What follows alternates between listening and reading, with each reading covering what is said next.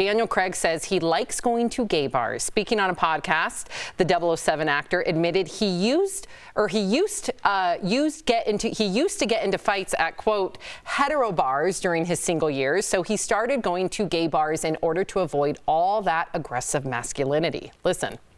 It would just be a good place to go. Everybody was chilled. You didn't really have to sort of state your sexuality. Right. It was okay. And it was a very safe place to be. And I could meet girls there because there were a lot of girls who were there for exactly the same reason I was there. You're shaking your head.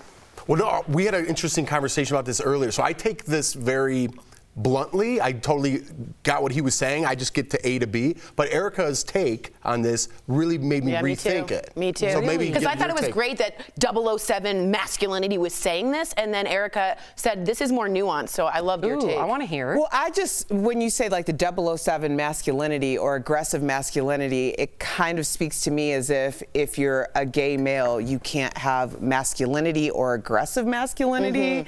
Like, and then also the idea. And I was just talking about an example when I was in Chicago, and I went to this like very old school, like established gay bar, and I was there with a few friends, and this guy who was probably like in his late 50s, early 60s, and he came up to us and he's like, "Why are you here?"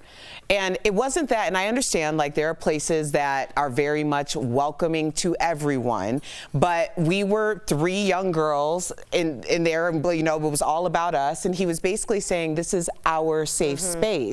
And I really took that to heart because I know where my safe spaces are, and I don't want someone to encroach on that, but more importantly, make it about them. So it just kind of rubbed me the wrong way, that idea of aggressive masculinity or the question of masculinity, because you can be LGBTQIA and you know, that doesn't take that away from you. Right. And I was saying it in society of, 007, a masculine thing. And I even said that trope as I was on the air. And I had to stop and say, wait, masculine doesn't always have to be this. Like, I was playing into it even as I was having this discussion. 007 is manly. That's not true. Is that a trope though? Is that? I think it's outdated and it's not 100% correct.